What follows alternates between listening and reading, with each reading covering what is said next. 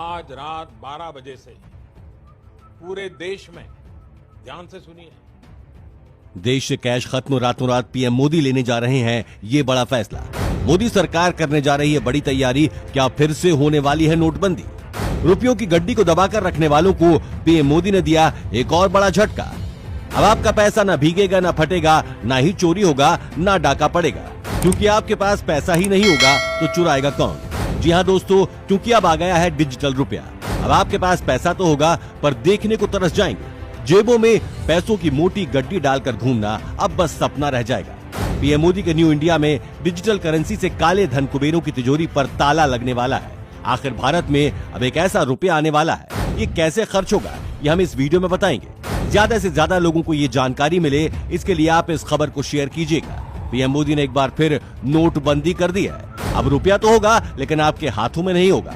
मोदी सरकार के बड़े और ऐतिहासिक कदम ने बड़े बड़े काले कुबेरों की नींद उड़ा दी है। भारतीय रिजर्व बैंक ने डिजिटल करेंसी यानी भारतीय रुपए की शुरुआत कर दी है। अपने इस परीक्षण कार्यक्रम के जरिए डिजिटल रुपए का इस्तेमाल अब व्यापक रूप से किया जा सकेगा। इसके लिए रिजर्व बैंक ने भारतीय state bank, bank of Baroda, union bank, HDFC bank, ICICI bank, Kotak bank, yes bank, IDFC bank और HDFC बैंक को इस पायलट प्रोजेक्ट के तहत शामिल किया है। अभी आपको बैंक जाकर कैश जमा करना पड़ता है और संभाल कर रखना पड़ता है। पैसा जनता के बीच घूमता रहता है, जिससे करेंसी डैमेज भी होती है। डिजिटल करेंसी आ जाने से अब ये सब नहीं होगा। अब आपको बाजार में जाने में या ट्रैवल करते वक्त 100, 200, 500 और 2000 के नोटों को लेकर जाने की जरूरत नहीं पड़ेगी, क्योंकि डिजिटल रुपए के जरिए अब लोगों की कैश पर निर्भरता कम होगी।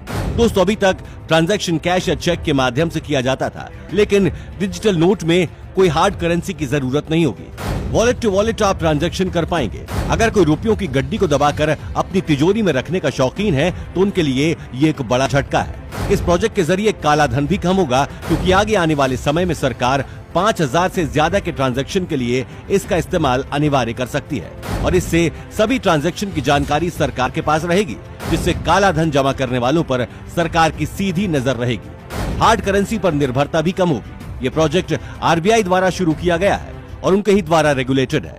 फोन पे, गूगल पे, पेटीएम समेत तमाम अन्य ई-वॉलेट में लिमिट होती है, लेकिन इसमें डिजिटल करेंसी में कोई बड़ा अमाउंट भी आप ट्रांसफर कर पाएंगे। लेकिन इसमें सिक्योरिटी का भी बड़ा कंसर्न होगा, जिससे इसका मिसयूज ना हो। जैसे गलत नंबर पर पैसे ट्रांसफर करने की सूरत में क्या किया जाएगा, इसका ब्यौरा भी RBI द्वारा साफ किया जाएगा। फिलहाल हम सभी लोग RBI के पहले से इजाजत दिए गए ई-वॉलेट का इस्तेमाल कर रहे हैं, लेकिन बड़े पैमाने पर वॉलेट से काम नहीं हो पा रहा है, जिसके लिए इस प्रोजेक्ट को लाया गया है। जैसे कि शादी की शॉपिंग में होने वाले मोटे खर्च, मंडी में होने वाला खर्च, अब ये सब कुछ आसान हो जाएगा।